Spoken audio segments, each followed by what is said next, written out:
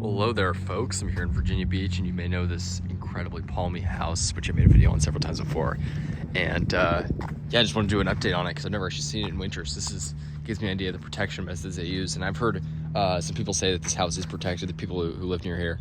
And I guess this is what they do for protection. I mean, this is still zone pushing, I would consider it. There's no heat added, but they use like this sort of, like plastic wrap at the top of it, wrap the fronds. But I've seen a number of a few palmettos wrapped around here on the drive. I've seen a number that have been wrapped up like this. I mean, the majority are unprotected here. You can see like they left that trackie. I guess actually they did wrap all the palmettos here, but you can see, I mean, obviously all the exposed fronds look great. And interestingly and awesomely, the Washingtonia, which this is probably a filibust is my guess. This palm's just insane. It is huge. Which again, no heat added, literally just that little mummy wrap. I wonder how much protection that actually adds. I'm sure it adds some, but interestingly, all the exposed fronds actually look like pretty good, mostly green, really nice. So that's just awesome. And then the Canary Island date palm, the little bit that's exposed looks pretty fried. It'd probably make it, but and I'm sure there's a spear in there. I mean, but that's crazy. They trimmed off like all those fronds. I'm assuming that probably did not like the cold blast that happened here. I'm guessing it got into the teens here. I didn't actually track the coldest it got, but I'm guessing it got into the teens here because it got to like 10 or a little below in the DC area. So, but yeah, this sable minor, just beautiful, obviously massive. Pindo palm, I mean, this thing's just a beast. Look at this. So they pruned a lot of the fronds off and did this. I mean, honestly, with most of these species, you don't need to wrap them. Sago, I guess they probably want to keep the fronds green, you can see. But, again, they'd probably get some browning if they had left it unprotected. But you can see this Pindo's just a beast here.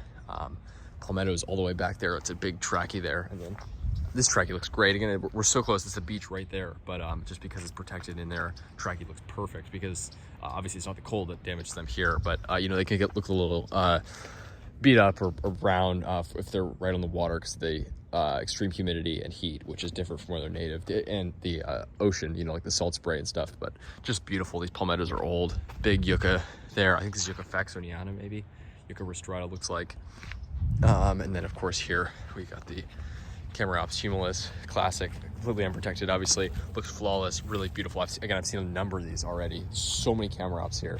This is a palm that's, I would say, somewhat common here, which is awesome. I've seen a number, and these ones are huge.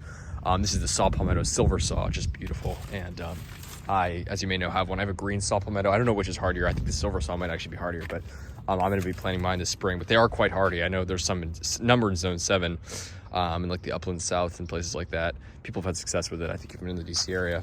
So it's a hardy species, and obviously fully hardy here. It just looks flawless after the freeze. Just beautiful. What a beautiful species. All these trunks, very, very cool. Trackies, of course, look great. These ones even by the street, I guess, they're inland. They're in far enough from the beach that the salty breezes don't affect them. They look great. Another big trackie there. Trackies are one of the most common palms here. Another one there, just beautiful. That little where is it? That little palm there, a little clump, that's a Camerops as well. The big trunk actually died. When I first came here, I had a big trunk. The big trunk died. All the suckers keep living on. And then palmettos back there are protected. And then down the street, I guess it just shows you how common. We're on a tiny street here and 3 houses of palms. And then this one too, loaded up with palms. They got big palmetto and then dwarf palmetto there too. And then you can see they wrapped them up the same way. Yucca and then dwarf palmetto there, sable minor as well. So just awesome. Virginia Beach is so palmy. But yeah, just wanted to share that with you guys, give you guys a little update. It's pretty crazy. You can see this little sucker is still like pretty green. I can't believe that. Tiny little sago palm leaf, completely exposed, still green. So and again, this area by the water is, definitely helps regulate things. Virginia Beach is surrounded by water basically on 3 sides, so it helps, definitely helps mitigate those bad freezes that we get on the East Coast. But just beautiful. I mean, what a neat yard. Gorgeous. Wanted to share that with you folks. Like, subscribe for more videos. Stay tuned. Have a good one. Yeah, definitely check out these palmy yards in Virginia Beach. Not hard to come across a palmy yard like this. Tons and tons of palms. Awesome. Take care, folks.